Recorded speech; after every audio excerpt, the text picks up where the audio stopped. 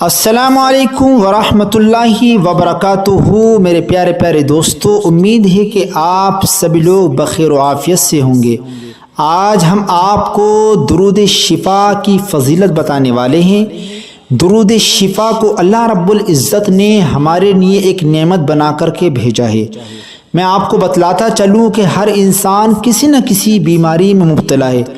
بہت سارے لوگ تو ایسے ہیں کہ جنہوں نے کوئی ڈاکٹر اپنے شہر کا، آس پاس کے علاقوں کا کوئی بھی ڈاکٹر نہیں چھوڑا ہے جہاں پہ اپنے آپ کو، اپنے گھر والوں کو نہ دکھایا ہو، لیکن کہیں سے بھی انسان ٹھیک نہیں ہو پا رہا ہے۔ بہت زیادہ آپ پریشان رہتے ہیں بیماری کی وجہ سے، گھر سے آپ کی بیماری ختم نہیں ہو رہی ہے۔ کبھی آپ کے گھر میں آپ کے بچے بیمار پڑ جاتے ہیں، کبھی آپ کی بیوی بیمار پڑ جاتی ہے، کبھی آپ کے ماں باپ بیمار پڑ جاتے ہیں، آپ بڑا پریشان رہتے ہیں۔ اور میں آپ کو بتلاؤں کہ جب تک آپ کے گھر سے بیماری نہیں نکلے گی، جب تک آپ کے گھر میں دوائیاں چلتی رہیں گی، تب تک آپ کے پیسوں میں برکت نہیں ہو سکتی۔ ہاں دوستو، جب تک ہمارے گھروں میں دوائی رہتی ہے نا، اس وقت تک ہمارے پیسوں میں برکت نہیں رہتی ہے۔ اگر آپ چاہتے ہیں کہ آپ کے پیسوں میں برکت رہے، ظاہر سی بات ہے کہ جب انسان محنت کر کے کما کے لاتا ہے، اگر وہ پیسہ آپ کا کھانے پینے میں خرچ ہو تو آپ کو اتنی تکلیف نہیں ہوتی ہے، لیکن وہی پیسہ جب آپ کا ڈاکٹروں کے پاس جاتا ہے تو بہت زیادہ تکلیف ہوتی ہے۔ اگر آپ بھی اپنے پیسوں کو ڈاکٹروں پہ خرچ کرنے سے بچانا چاہتے ہو، اگر آپ اپنے پیسوں میں برکت کرنا چاہتے ہو، اگر آپ چاہتے ہو کہ آپ کا پیسہ ڈاکٹروں میں خرچ نہ ہو، تو خدا را جو میں بتانے جا رہا ہوں اس پر عمل کر لو۔ انشاءاللہ تعالی پوری ذمہ داری، پوری گارنٹی کے ساتھ میں کہتا ہوں، چند ہی دنوں میں آپ کے گھر سے بیماری بھی دور ہونے لگے گی، آپ کے گھر میں تندرستی آ جائے گی، خوشحالی آ جائے گی، اور آپ جس وجہ سے پریشان تھے، برکت کی وجہ سے بے برکتی ہو رہی تھی، پیسے نہیں رک رہے تھے، جب آپ کے گھر سے بیماری چلی جائے گی تو انشاءاللہ تعالی جو آپ کما کے لائیں گے وہ پیسہ آپ کے گھر میں رکے گا، وہ پیسہ آپ کے گھر میں ٹکا رہے گا، تب انشاءاللہ تعالی آپ کے گھر میں خوشحالی آئے گی۔ اور وہ چیز کیا ہے جو میں آپ کو سنانے والا ہوں؟ اس چیز کا نام ہے درود شفا، یعنی اس کا نام ہی شفا ہے۔ آپ اس کو جس مرض کے لیے پڑھیں گے، انشاءاللہ تعالی اللہ تبارک و تعالی نے اس میں اتنی برکتیں رکھی ہیں کہ آپ کو تمام امراض میں یہ فائدہ پہنچائے گا۔ درود شفا پڑھنے سے روحانی و جسمانی بیماریوں کو شفا ملتی ہے۔ ایسا نہیں کہ آپ کو صرف جسم کو شفا دے، بلکہ آپ کے اندر، روح کے اندر کوئی بیماری ہے تو آپ اس کے پڑھنے سے اس چیز کو بھی فائدہ پہنچے گا۔ خاص کر کے جس شخص کو شیطانی وسوسے بہت تنگ کرتا ہو، جیسے کہ آپ کبھی بھی کوئی کام کرتے ہوں تو شیطان آپ کے ذہن میں، آپ کے دل میں طرح طرح کے وسوسے پیدا کرتا ہے، تو یہ درود پاک آپ کے وہ شیطانی وسوسوں کو بھی دور فرمائے گا۔ آپ کوئی نیک کام پر مائل ہوتے ہو، نفس رکاوٹ ڈالتا ہو، تو اس درود پاک کو کثرت سے پڑھنے سے سب وسوسے ختم ہو جائیں گے۔ ایسی جسمانی بیماری جس کا طبیبوں سے علاج نہ ہوتا ہو، یعنی ڈاکٹروں سے علاج نہ ہوتا ہو، تو اس کے لیے اس درود پاک کو 40 دن تک روزانہ 100 مرتبہ پڑھو۔ انشاءاللہ تعالی وہ آپ کی بیماری، جس بیماری کو ڈاکٹروں نے لا علاج کر دیا تھا، ڈاکٹروں نے ناپاس کر دیا تھا، وہ بیماری بھی اگر آپ نے اس درود پاک کو 100 مرتبہ 40 دن تک مسلسل پڑھ لیا اور مریض کے اوپر دم کر دیا اور پانی پر دم کر کے مریض کو وہ پانی پلا دیا، تو انشاءاللہ تعالی وہ لا علاج بیماری جس کو ڈاکٹروں نے ناپاس کر دیا تھا، اس کے پڑھنے سے، اس کی برکت سے اللہ تعالیٰ اس بیماری کو بھی دور فرما دے گا، اس کو صحت و تندرستی عطا فرما دے گا۔ اب آئیے وہ درود پاک میں آپ کو پڑھ کر بتاتا ہوں، اس لیے پڑھ رہا ہوں تاکہ آپ کے پڑھنے میں کوئی دشواری پریشانی نہ ہو، اور انشاءاللہ تعالیٰ میں 40 مرتبہ پڑھوں گا۔ وہ اس لیے کہ جو شخص یہ پڑھنا نہ جانتے ہوں تو وہ مریض کے پاس میں اس درود پاک کو چلا کر کے رکھ دیں، تاکہ जो पढ़ना नहीं जानते हैं वो दुरूद पाक जब मरीज़ के पास में रखा जाएगा, मरीज़ के कानों तक पहुँचेगा, तो इंशाअल्लाह ताला इस दुरूद पाक की बरकत से वो मरीज़ जल्द से जल्द सेहतयाब हो जाएगा। अब आइए वो दुरूद पाक मैं आपको पढ़ के सुनाता हूँ, इसलिए कि ताकि आप जब पढ़ें तो आपसे पढ़ने में कोई गलती ना हो। आप इसको बगौर समात कीजिएगा। बिस्मिल्लाहिर्रहमानिर्रहीम। अल्लाहुम्मा सल्लि अला सय्यिदिना मुहम्मद तिब्बिल कुलूबि व दवाइहा व आफियतिल अबदानि व शिफाइहा व नूरिल अबसारि व ज़ियाइहा व अला आलिहि व सहबिहि व सल्लिम। इस तरह से आपको ये दुरूद पाक 100 मरतबा पढ़ के 40 दिन तक मरीज़ को दम करना है, मरीज़ को पानी पिलाना है। फिर आप इसका कमाल देखेंगे।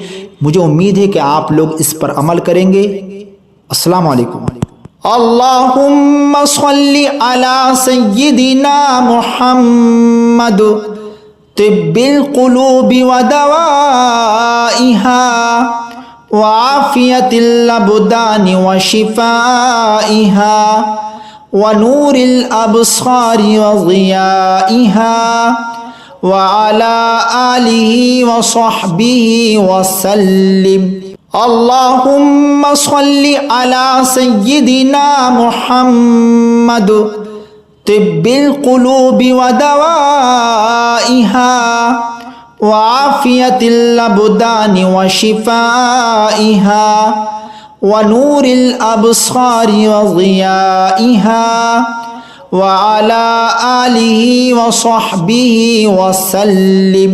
अल्लाहुम्मा सल्लि अला सय्यिदिना मुहम्मद तिब्बिल कुलूबि व दवाइहा व आफियतिल अबदानि व शिफाइहा व नूरिल अबसारि व ज़ियाइहा व अला आलिहि व सहबिहि व सल्लिम। अल्लाहुम्मा सल्लि अला सय्यिदिना मुहम्मद तिब्बिल कुलूबि व दवाइहा व आफियतिल अबदानि व शिफाइहा व नूरिल अबसारि व ज़ियाइहा व अला आलिहि व सहबिहि व सल्लिम। अल्लाहुम्मा सल्लि अला सय्यिदिना मुहम्मद तिब्बिल कुलूबि व दवाइहा व आफियतिल अबदानि व शिफाइहा व नूरिल अबसारि व ज़ियाइहा व अला आलिहि व सहबिहि व सल्लिम। अल्लाहुम्मा सल्लि अला सय्यिदिना मुहम्मद तिब्बिल कुलूबि व दवाइहा व आफियतिल अबदानि व शिफाइहा व नूरिल अबसारि व ज़ियाइहा व अला आलिहि व सहबिहि व सल्लिम।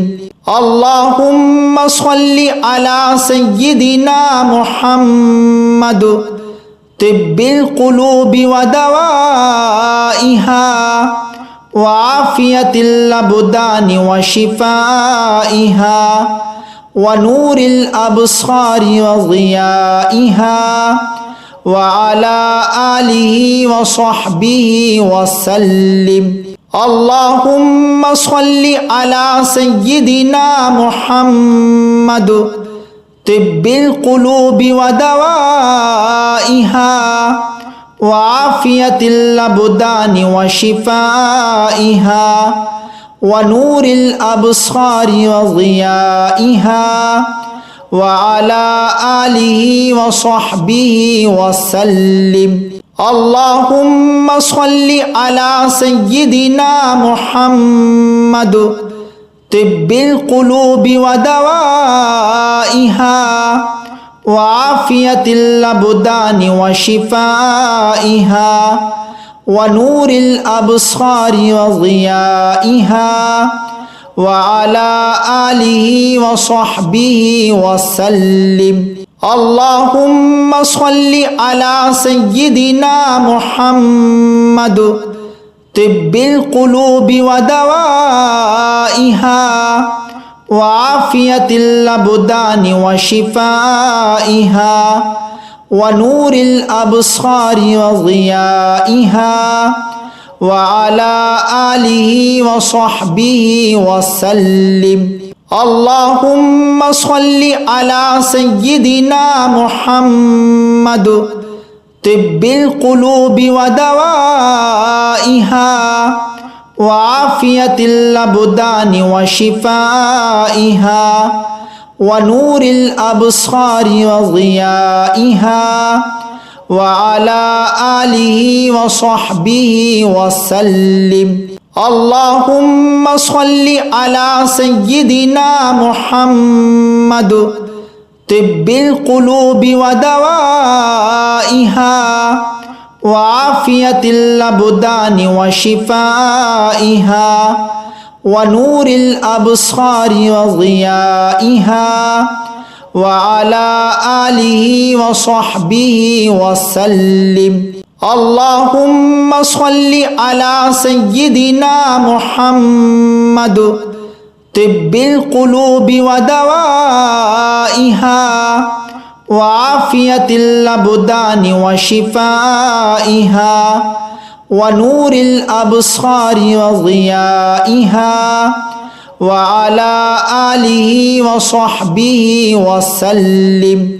اللهم صل على سيدنا محمد طب القلوب ودوائها وعافية الأبدان وشفائها ونور الأبصار وضيائها وعلى آله وصحبه وسلم.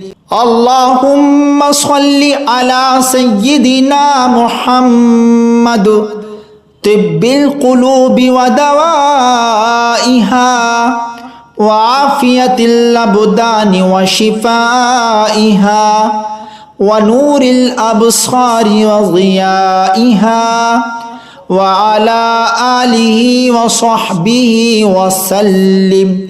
اللهم صل على سيدنا محمد طب القلوب ودوائها وعافية الأبدان وشفائها ونور الأبصار وضيائها وعلى آله وصحبه وسلم.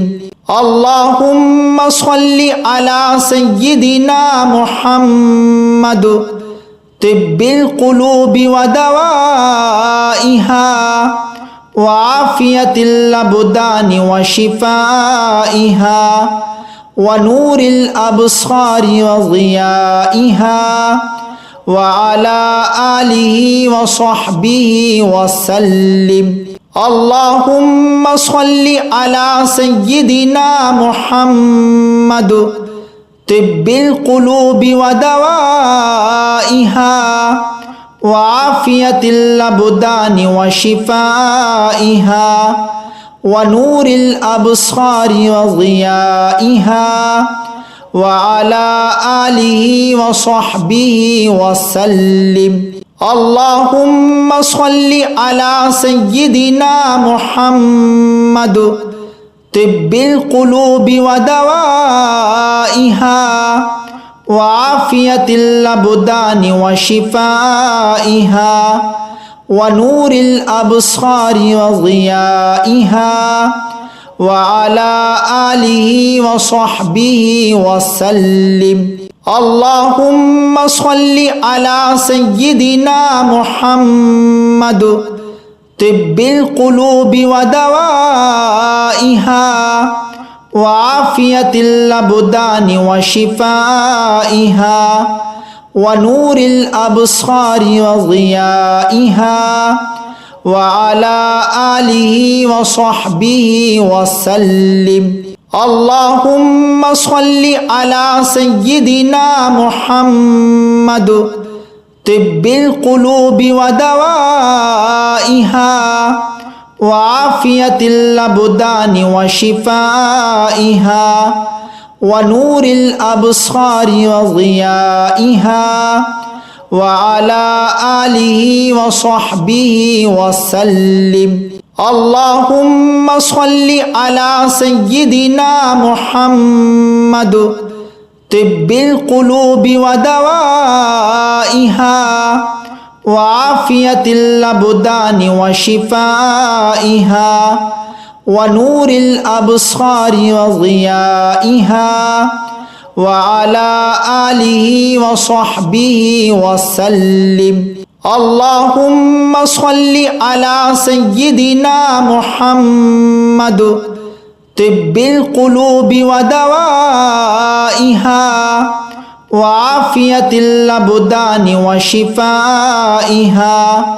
ونور الأبصار وضيائها وعلى آله وصحبه وسلم اللهم صل على سيدنا محمد طب القلوب ودوائها وعافية الأبدان وشفائها ونور الأبصار وضيائها وعلى آله وصحبه وسلم اللهم صل على سيدنا محمد طب القلوب ودوائها وعافية الأبدان وشفائها ونور الأبصار وضيائها وعلى آله وصحبه وسلم اللهم صل على سيدنا محمد طب القلوب ودوائها وعافية الأبدان وشفائها ونور الأبصار وضيائها وعلى آله وصحبه وسلم اللهم صل على سيدنا محمد طب القلوب ودوائها وعافية الأبدان وشفائها ونور الأبصار وضيائها وعلى آله وصحبه وسلم اللهم صل على سيدنا محمد طب القلوب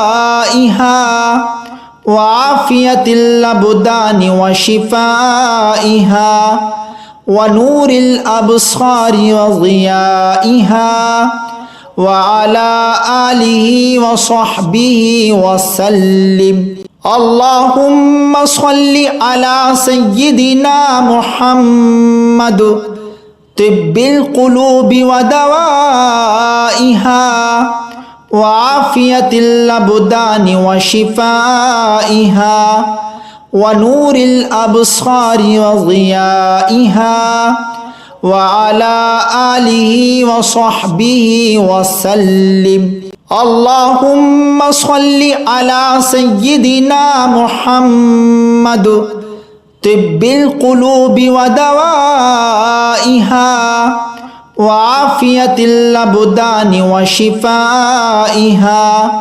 ونور الأبصار وضيائها وعلى آله وصحبه وسلم اللهم صل على سيدنا محمد طب القلوب ودوائها وعافية الأبدان وشفائها ونور الأبصار وضيائها وعلى آله وصحبه وسلم اللهم صل على سيدنا محمد طب القلوب ودوائها وعافية الأبدان وشفائها ونور الأبصار وضيائها وعلى آله وصحبه وسلم. اللهم صل على سيدنا محمد طب القلوب ودوائها وعافية الأبدان وشفائها ونور الأبصار وضيائها وعلى آله وصحبه وسلم. اللهم صل على سيدنا محمد طب القلوب ودوائها وعافية الأبدان وشفائها ونور الأبصار وضيائها وعلى آله وصحبه وسلم. اللهم صل على سيدنا محمد طب القلوب ودوائها وعافية الأبدان وشفائها ونور الأبصار وضيائها وعلى آله وصحبه وسلم. اللهم صل على سيدنا محمد طب القلوب ودوائها وعافية الأبدان وشفائها ونور الأبصار وضيائها وعلى آله وصحبه وسلم. اللهم صل على سيدنا محمد طب القلوب ودوائها